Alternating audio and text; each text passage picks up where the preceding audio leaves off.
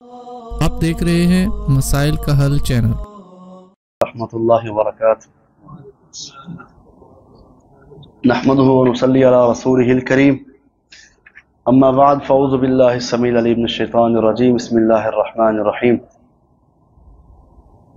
20ویں پارے کی تلاوت سنی آپ نے، سورۃ نمل، سورۃ القصص۔ سورۃ القصص کے اندر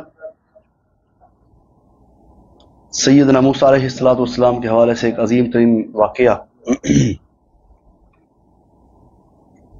قصص کا معنی ہوتا ہے قصے، کہانیاں، ایسے قصے جو صحیح سند سے اور قرآن و حدیث سے ثابت ہیں۔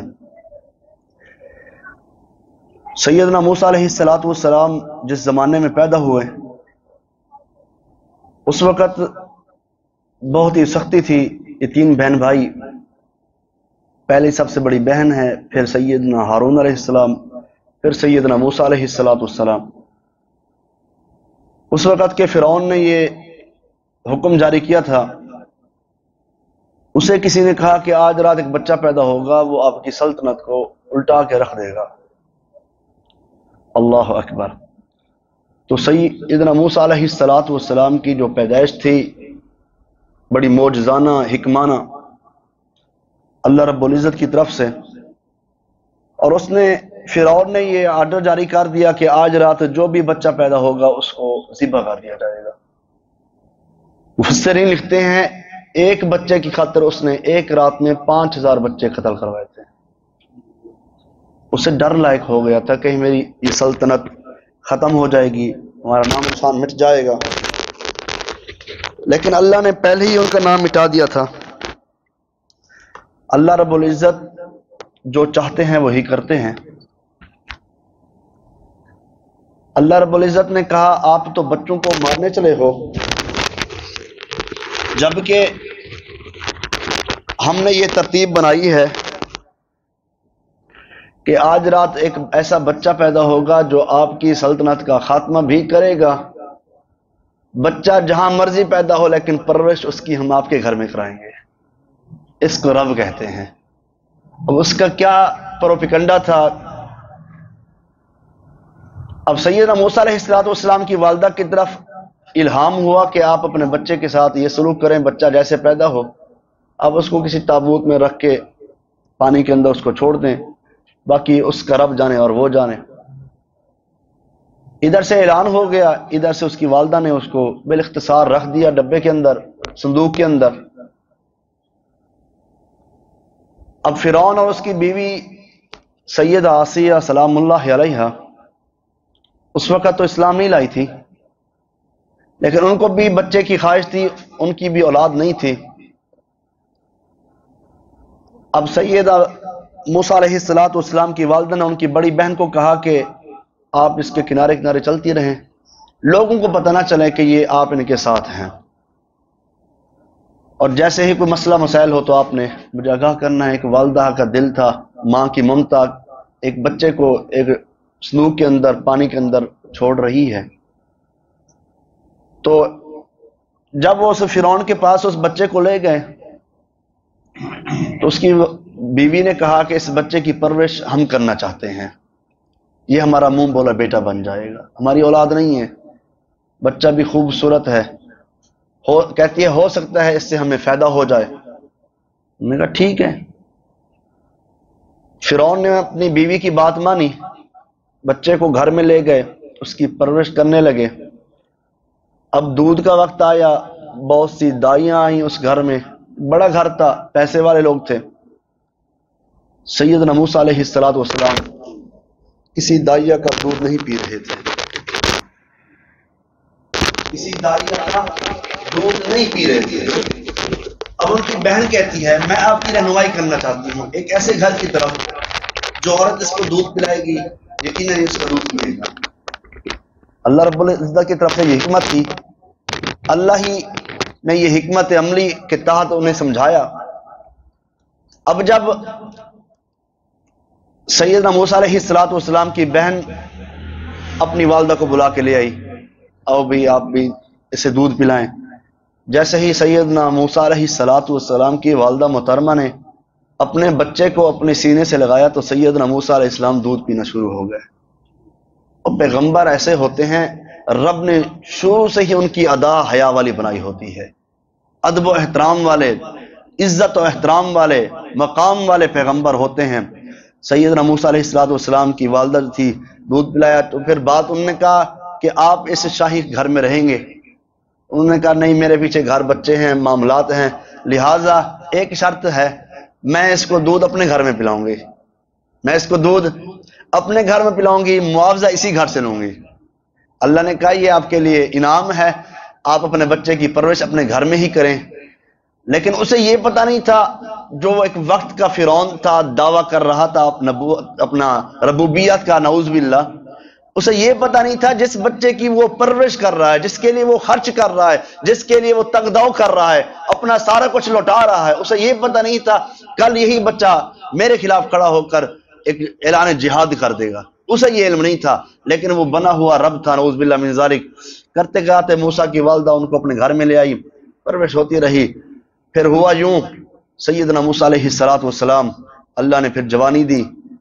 तो एक दिन जा रहे थे, मैं बिल इख्तिसार के साथ, अगर ये पूरा तफसील से वाक़या बयान करना चाहूँ तो कम से कम 5-6 घंटे चाहिए मुसलसल, लेकिन बिल इख्तिसार के साथ सैयदना मूसा अलैहिस्सलाम अब अभी जवानी में है।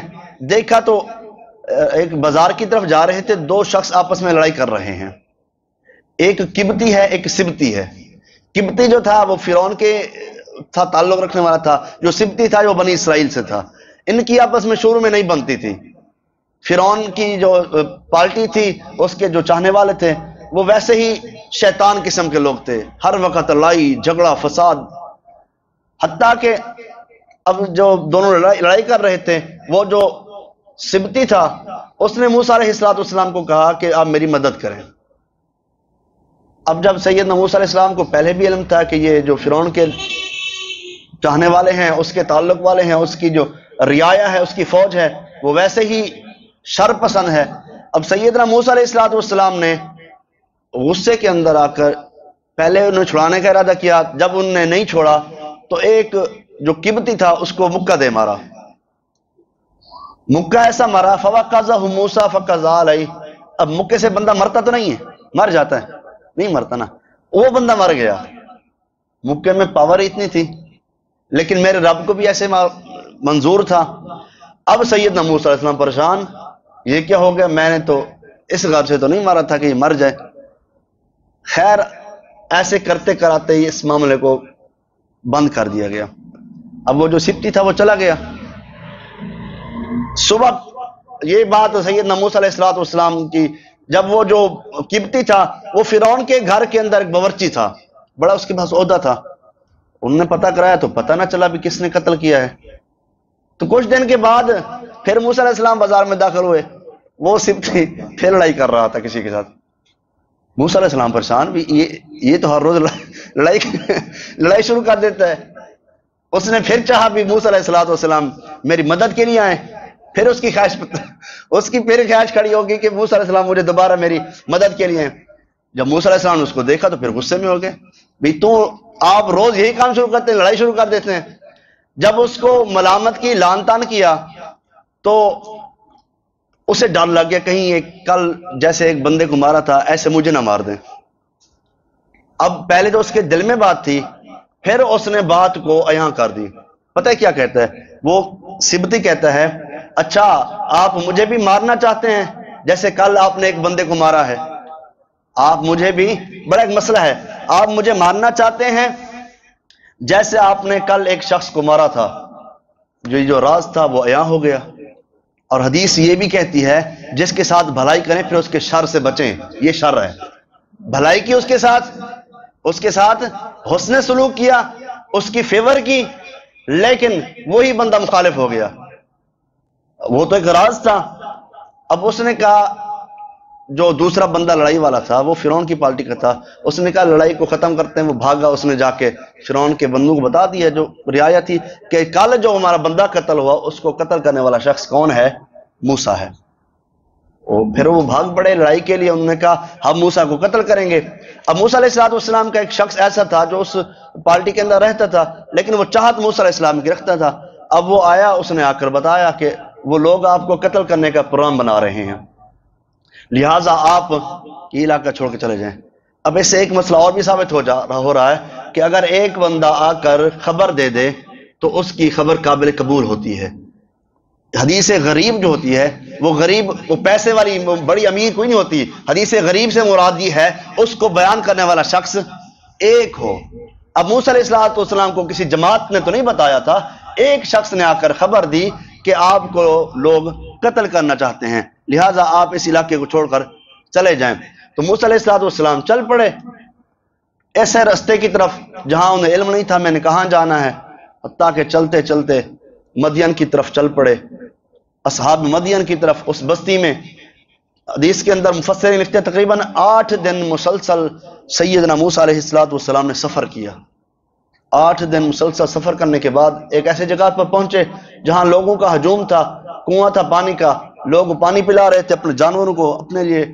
اور دیکھا تو ایک طرف 2 باحیا شرم و حیا والی عزت مآب 2 عورتیں کھڑی ہیں. ان کو جب دیکھا تو ان سے سوال کیا کہ آپ ایک طرف کیوں کھڑی ہیں، آپ اپنی بکریوں کو پانی پلائیں. وہ انہوں نے کہا کہ ایک تو ہم مردوں کے اندر کھڑے ہو کر پانی نہیں پلا سکتی، دوسرا جب یہ چلے جائیں گے ہم پھر اپنی بکریوں کو پانی پلائیں گے. اب سیدنا موسیٰ علیہ السلام نوجوان تھے، جوانی کا عالم تھا. جو پانی والا ڈول 2-3 بندے جوان اکٹھے نکالتے تھے، وہ سیدنا موسیٰ علیہ السلام اکیلے وہ انہوں نے پانی کا ڈول نکالا، پانی بھر کر ان کی بکریوں کو پلایا. سارے چلے گئے. سیدنا موسیٰ علیہ السلام بھی پھر بیٹھ گئے درخت کے نیچے اور پھر دعا کر رہے تھے، ربی انی لما انزلت الی من خیر فقیر. اللہ میں محتاج ہوں، میں تیری طرف سے کھانے کا طلبگار ہوں، اللہ میرے لیے کوئی رہنمائی کر دے. اب جو 2 بہنیں گھر پہنچی، پہلے ہر روز لیٹ پہنچتی تھی، آج جلدی پہنچ گئیں. تو والد محترم نے پوچھ لیا سیدنا شعیب علیہ السلام نے. تو اکثر میں کہا کرتا ہوں کہ نبیوں کو بھی رب نے بیٹیاں عطا فرمائی تھی. تو جو گھر رب کو پسند آ جائے نا، وہ رحمت والا گھر، رب اس گھر میں بیٹیاں عطا فرما دیتا ہے. تو سیدنا شعیب علیہ السلام کی جو بیٹیاں، انہوں نے آ کر سارا واقعہ بتایا. تو سیدنا شعیب علیہ السلام کہتے ہیں ان کو بلا کر لے آؤ. اب وہ ایک بیٹی، قرآن نے ایسا نقشہ کھینچا کہ ان کے چلنے کو ایسا ان کا حیا بیان کیا. اللہ رب العزت تمشی علی استحیاء، حیا والی وہ جو عورت، وہ جو اس کی بیٹی سیدنا شعیب علیہ السلام کی حیا والی بیٹی جب چل رہی تھی، اس کے حیا کو، اس کی شرم اتنی تھی، رب نے اس کی شرم کو، اس کے حیا کو، اس کے پردے کو قرآن کے اوراق بنا دیے. قیامت تک آنے والا ہر مسلمان اس کے حیا کو پڑھے گا، اور مومن مرد اور مومن عورتیں اس حیا کے بارے میں آگے درس دیں گی، سمجھیں گی.